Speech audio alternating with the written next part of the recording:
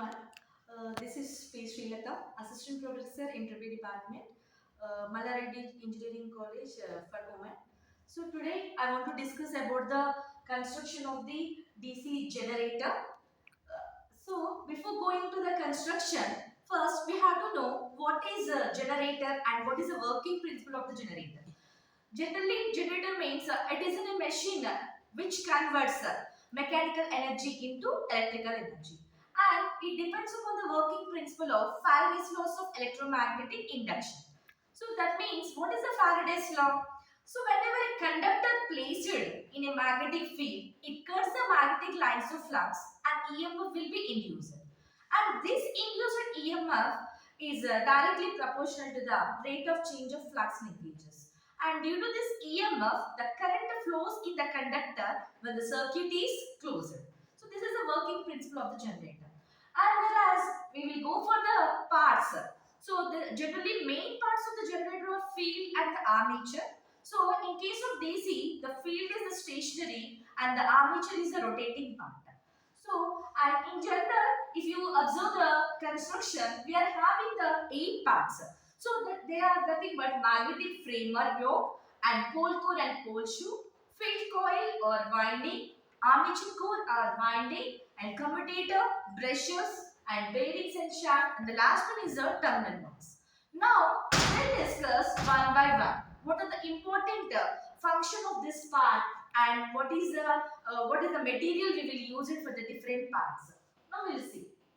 So the first is the magnetic frame or yoke. So this is the outermost cylindrical frame and which is also called as the yoke, and it provides the protection to the rotating part and other part of the machine from the moisture and the dirt. And it is made up of the cast iron if it is a small machine because of its cheapness.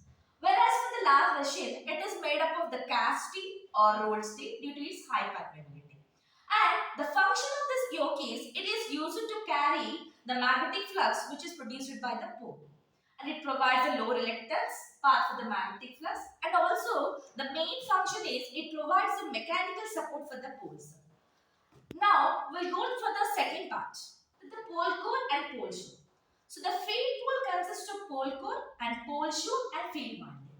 And this pole is made up of the thin laminated sheet. So why we go for the lamination means there will be losses. To avoid the heating and to reduce the eddy current losses, this poles are made up of the thin laminated sheet. And the pole core. So these are the projecting rectangular part which produces the magnetic flux which is needed for the generator. Now, this is the pole shoe. So if you observe the diagram, so there will be the pole shoe. So these are located at the end of the pole core, and it makes a magnetic field uniform on the surface of the armature. And due to its typical shape, it enlarges the area of the pole so that more flux can be passed to the air gap. And the material which will be used for the pole shoe is the cast steel. And the main function of the pole, so it acts as a mechanical support to the field coil, and it can reduce the magnetic reluctance of the magnetic path and they guide and spread out the flux in the air gap. Now, the third part is the most important part, that is the field coil or winding. So, the coil wound on the pole core which are called as the field coil, and these coils are connected in series to form the field winding. And this field winding is also called as the exciting winding. And the next is armature core and winding. So, this is one more important part among all the 8 parts. So, that is the armature core. So, it is a observe the diagram. So, it is a cylindrical in shape and it is made up of high permeability and low reluctance cast steel or cast iron is used. So, these laminations are insulated. So, why we go for the insulation means to avoid the short circuit. So, the insulation should be there for the lamination.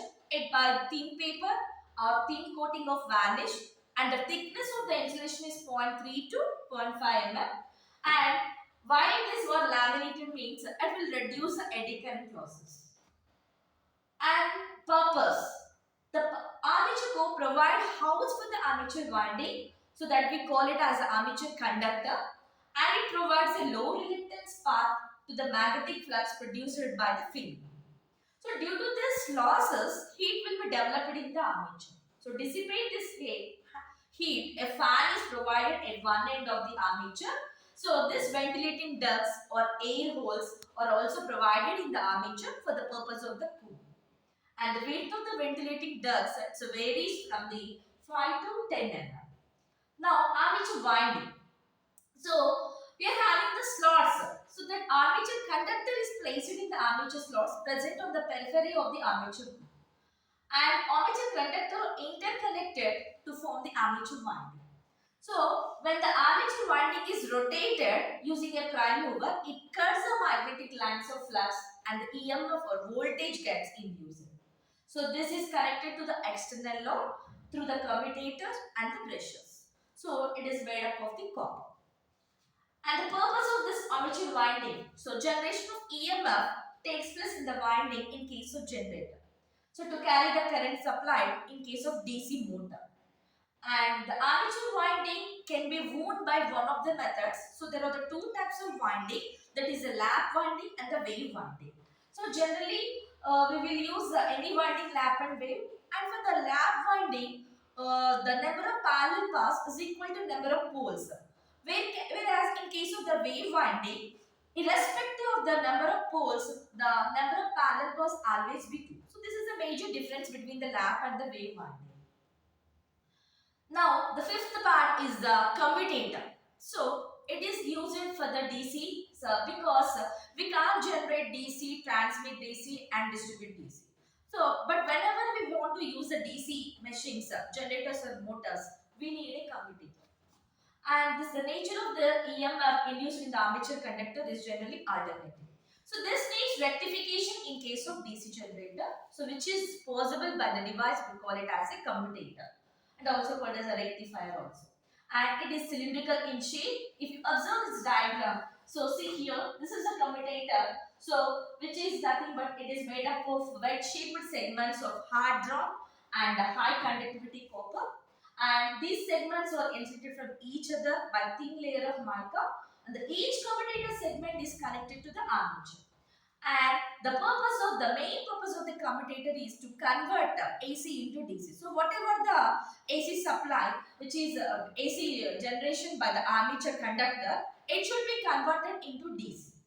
And to produce a unidirectional torque in case of the motors. Now, the sixth one is the brushes. So these brushes are made up of high-grade carbon because carbon is a conducting material, and at the same time it is provides lubricating effect on the commutating surface, and these are rectangular block shape. The main purpose is below the commutator the brushes will be there. So the main function is to collect the current from the commutator and supply to the external load what we use it. And the next one is bearings and shaft. So for construction of small DC generator, ball bearings are used at both ends of the shaft, and the larger machines, the roller bearings are used at the driving end and bump.